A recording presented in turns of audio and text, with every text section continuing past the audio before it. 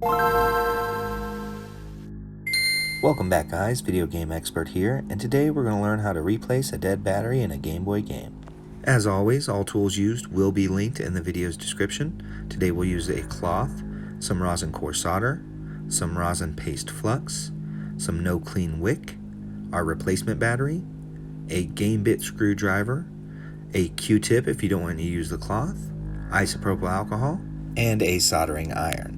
This soldering station has a soldering iron as well as a heat gun, but for today's repair, we only need to use the soldering iron. Before installing the new battery, I do want to check to make sure it has a full charge. We did get these from Amazon, and there were a few reviews that said they were dead on arrival. So I'm just going to use a multimeter and turn it to DC voltage. And then I'm going to check to make sure that we've got 3.35 volts coming out of the battery. This step is completely optional, but if you have a multimeter lying around, you might as well go ahead and make sure the battery is good to go.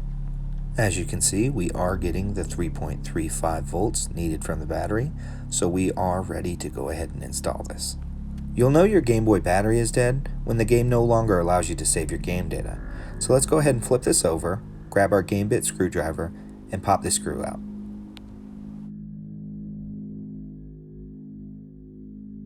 Go ahead and set your screw in a nice safe place so you don't lose it. Let's flip that game case back over. All you have to do is pull down on the front of the casing and then pop it up and it should come right off.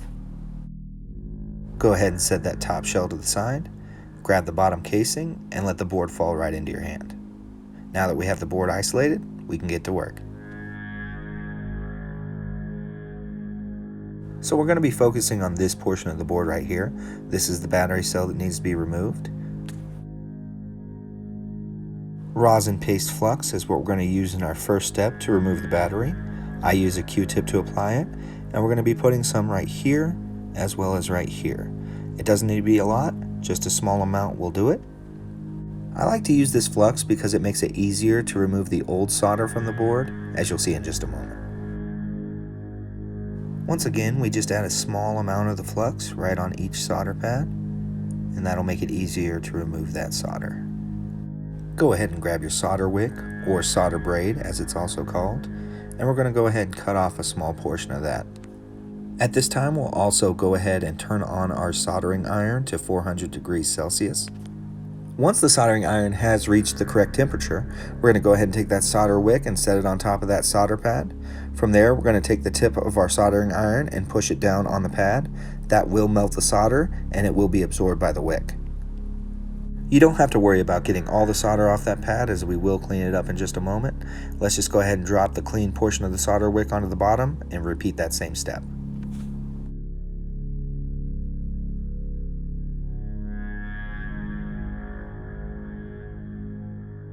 I find the easiest and safest way to remove the battery is to use my tweezers. I'll put one side of the tweezers underneath the battery with the other side on top. I'll push the tip of my soldering iron onto the pad, and with the little amount of solder that's left, it will come right up. Then I'm going to go over to the other pad and use the exact same method. Apply the tip of the soldering iron right to that pad, and as soon as the solder melts, go ahead and slowly pull the battery straight up, and it should come right off.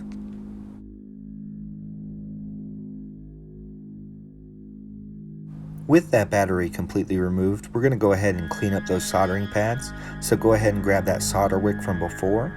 I like to use a circular brushing motion to get it all off. You'll see it come right off and into the wick. Do the same thing to the next pad, and then we'll be ready to clean the area.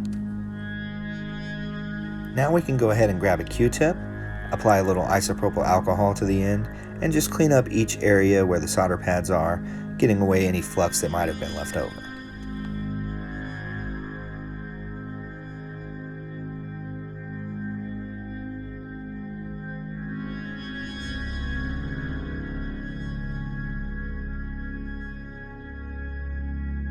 Once both areas are properly cleaned, we're going to go ahead and grab our rosin paste flux and get ready to install the new battery. Just as we did before, we're going to go ahead and grab our Q-tip, apply a little of that flux, and dab each one of those solder pads. Now we'll grab our rosin core solder, and we're going to be applying a small portion to each one of the pads. To apply the solder to the pad, we're going to use the tip of our soldering iron, touch it to the pad, and then we'll feed in the solder towards the tip of the soldering iron, like so.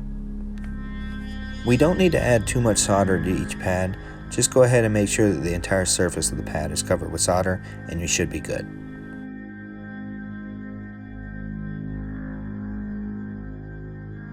Once both sides look evenly covered, we can go ahead and install the battery.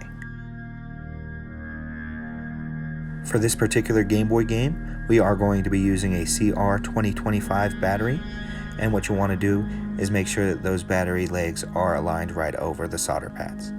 It is extremely important that you make sure to line up the negative and positive sides of the batteries with the corresponding parts on the board. The leg on the battery that has a bend in it is the negative side. This portion over here is positive, and we'll go ahead and line that up to the board accordingly.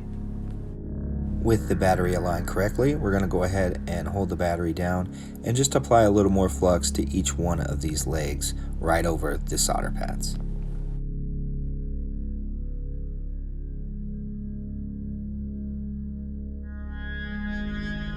With the battery aligned and the flux added, we're going to go ahead and grab our rosin core solder and start soldering the battery to the board. Just as we did before, we're going to take the tip of our soldering iron and push it down on the pad. We're going to feed in that solder, covering up the entirety of the pad as well as the leg of the battery. Use that same technique on this solder pad right here, covering the entirety of the pad as well as the leg on the battery.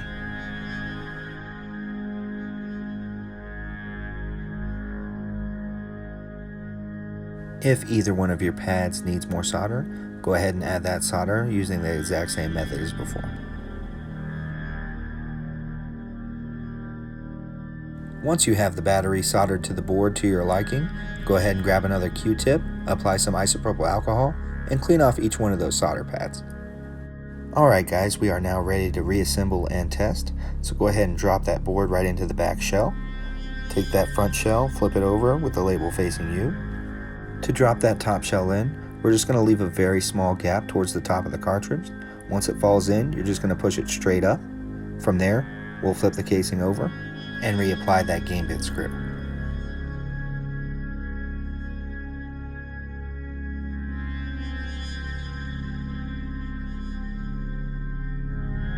Our final step is going to be to put the game into the Game Boy and see if it continues to save again.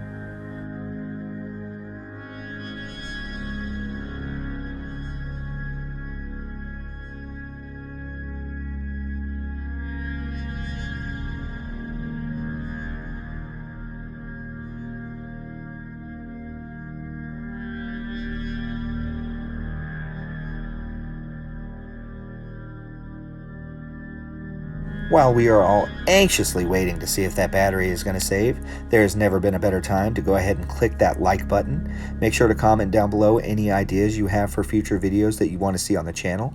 If you have any tips and tricks of your own, make sure to also comment those down below because I'd love to hear from you. Subscribe to the channel as it helps the channel grow, and if you never want to miss a new video, make sure to ring that bell.